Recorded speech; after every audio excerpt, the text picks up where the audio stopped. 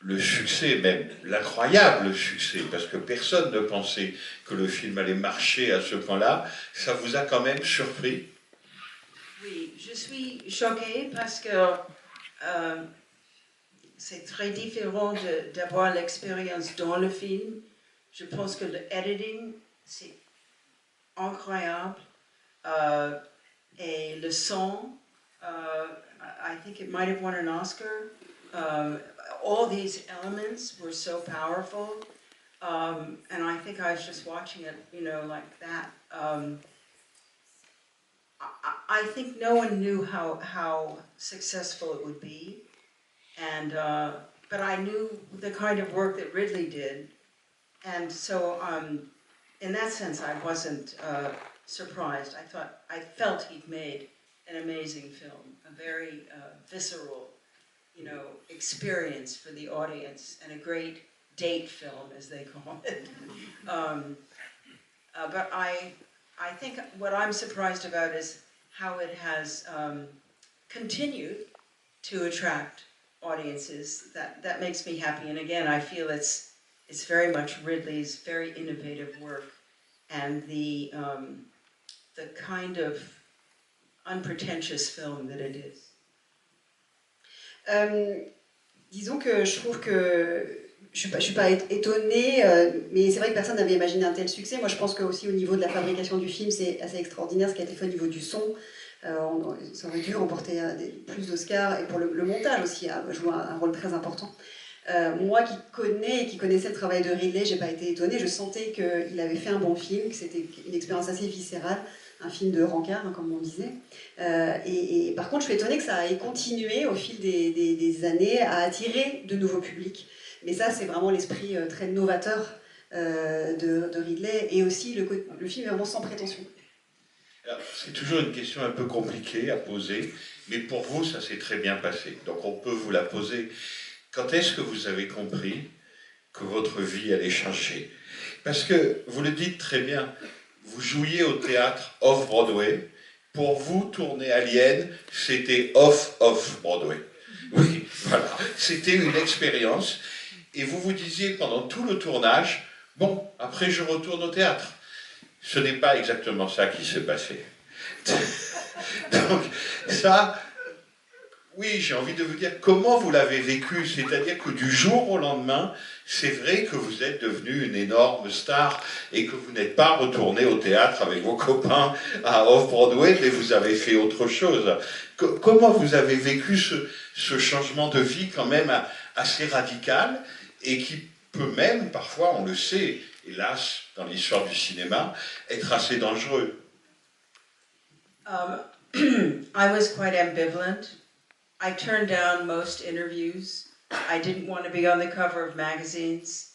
I went back to the theater for 2 or 3 years. I would say that part of the problem for me was that when you do a play, you are part of an ensemble, and you go out after the play every night, you have a drink, and it's like a family. Filming is not the same. You know, we were all very friendly, but everyone at the end of the day, Tom Skerritt went back to his wife, and I think she was expecting a child, and, you know, Veronica had a boyfriend. You know, everyone was, and I would go back to my apartment and sort of sit there and go, what's tomorrow? So I missed the camaraderie of the theater, and I didn't really, as much as I thought it was exciting, it didn't make me want to have a life in film. It wasn't until I worked with Peter Weir, actually, a couple of films later, that I fell in love with film. I fell in love with working out of order, chronological order. I fell in love with the chaos. I really started to dig it, you know, and now I really loved it more than theater. But I was very ambivalent, and I turned down everything. I was very, it's not that I didn't feel very fortunate. I did. I was proud of the film, but I was very shy.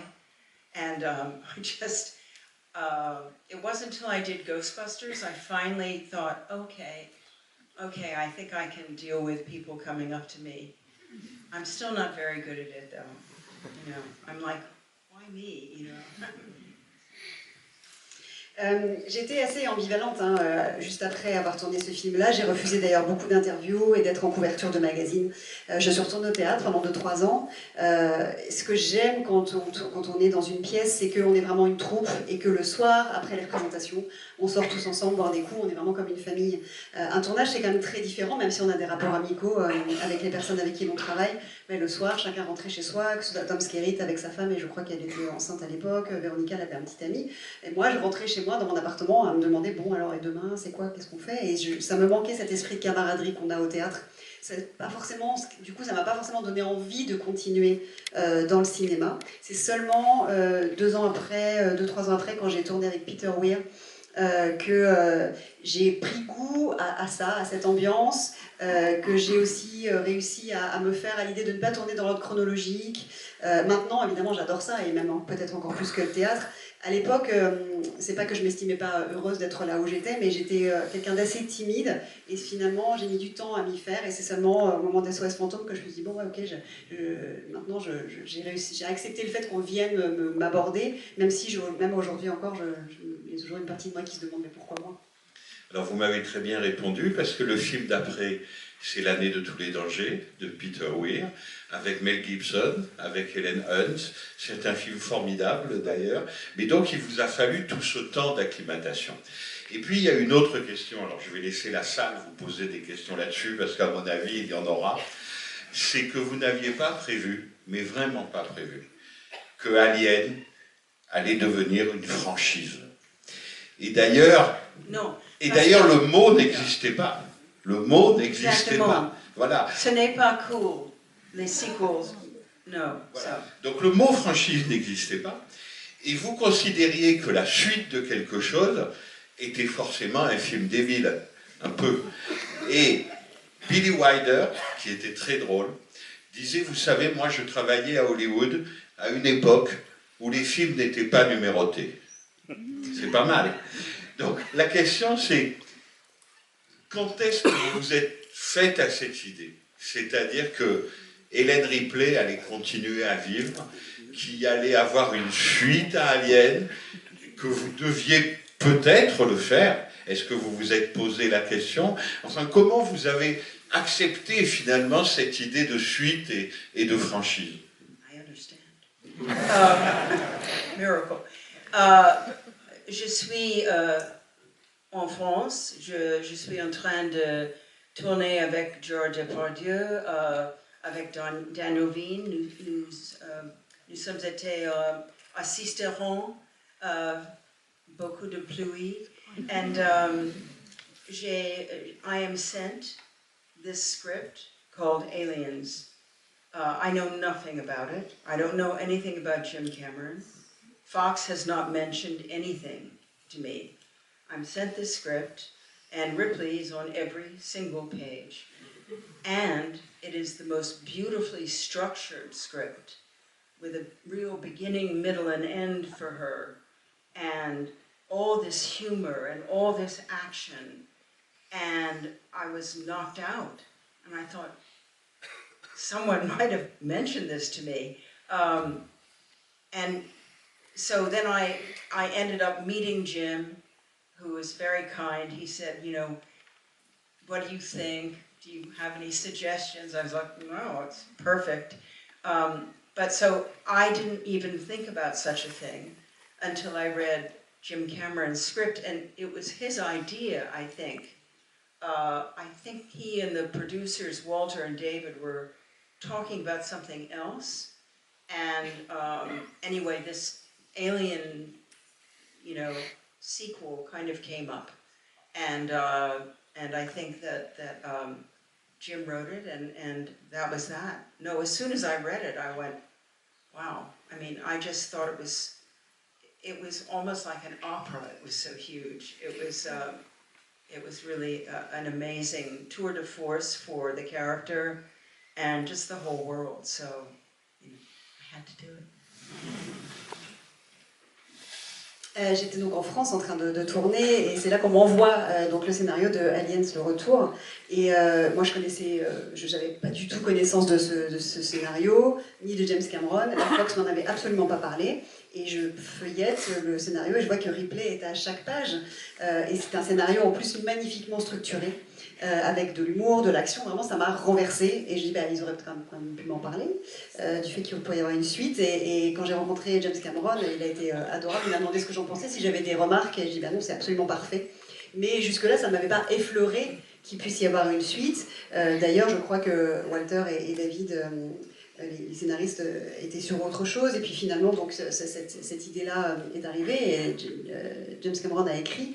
Et quand je l'ai lu, j'ai vraiment trouvé que ça avait l'ampleur vraiment d'un opéra, que c'était un véritable tour de force et ça a développé cet univers, donc vraiment il fallait que je le fasse. Il y a quelqu'un qui est important dans cette histoire, c'est Walter Hill, qui est votre ami, je crois, et qui est cinéaste, mais aussi producteur. Est-ce que c'est aussi à cause de votre amitié à tous les deux que finalement, tout en faisant plein d'autres choses dans votre carrière et en tournant avec plein de metteurs en scène différents, vous êtes revenu à Ripley, c'est-à-dire que finalement, vous en avez fait 4, avec des metteurs en scène très différents, mais très talentueux, Ridley Scott, James Cameron, David Fincher, Jean-Pierre Jeunet. Mais Ripley, c'est vrai, est revenu, vous êtes revenu à elle. Est-ce que c'est lié au personnage, ou est-ce que c'est aussi lié à cette amitié très forte qui vous lie à Walter Hill ?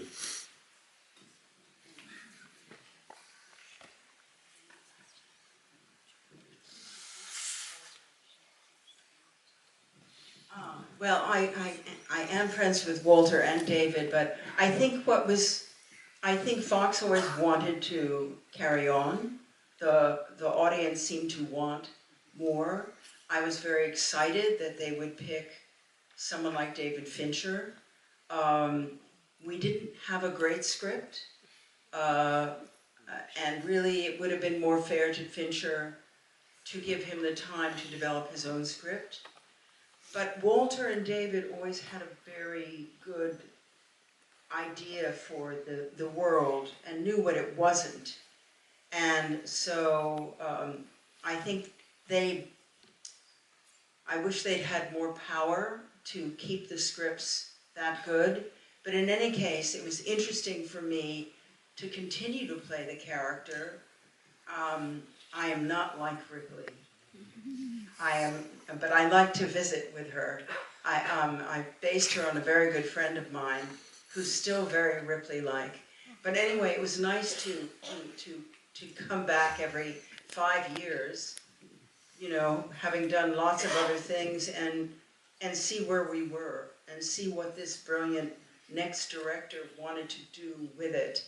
And we were supposed to do a 5th one when we did the 4th one, and I said, let's, you know, that's the wrong idea. Let's not just turn these out, you know.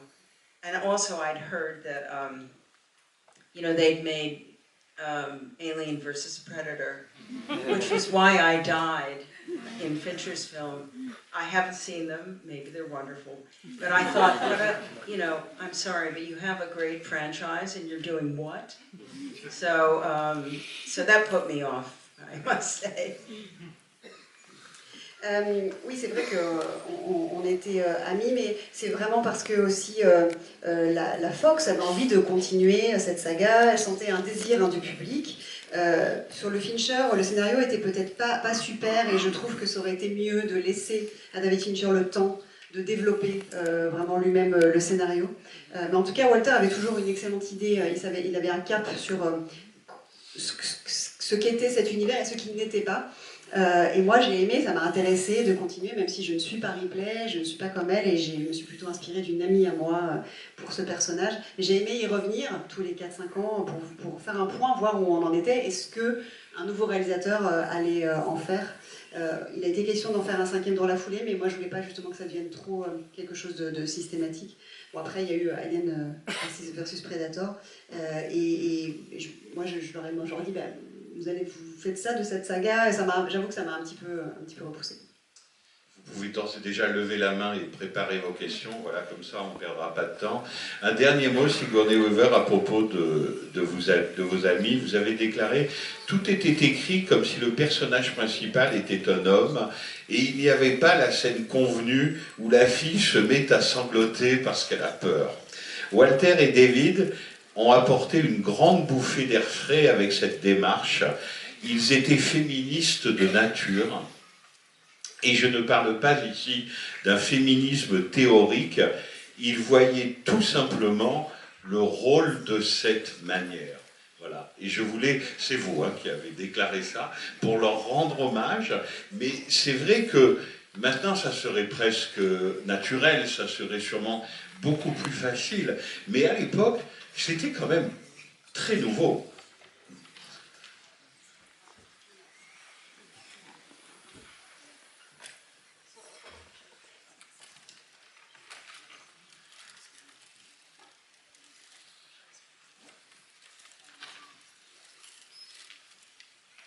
I mean, the original script was 10 men, and the main thing they took from it was the chest burster.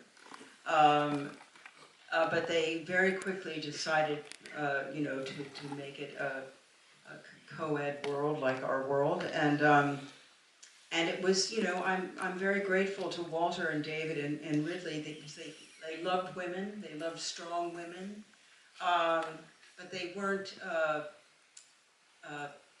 It was just sort of the truth. The truth is that women are strong, and they wanted to reflect that. But it wasn't a political statement. It was just, how they see the world. So, and they've all gone on, and so has Jim, to have so many strong women characters. Oui, au départ, c'était vraiment une centrée autour de 10 hommes, mais justement, je suis très reconnaissante à cette équipe et à Walter et à Ridley d'avoir aimé les personnages de femmes fortes, mais pas, encore une fois, pas avec un discours politique derrière, que ça reflétait, eux, la vision du monde qu'ils avaient, la vision des femmes qu'eux, ils avaient réellement, parce que c'était simplement une vérité à retranscrire. Et tous, d'ailleurs, James Cameron et autres, ils ont tous continué dans leur carrière à avoir des personnages féminins très forts.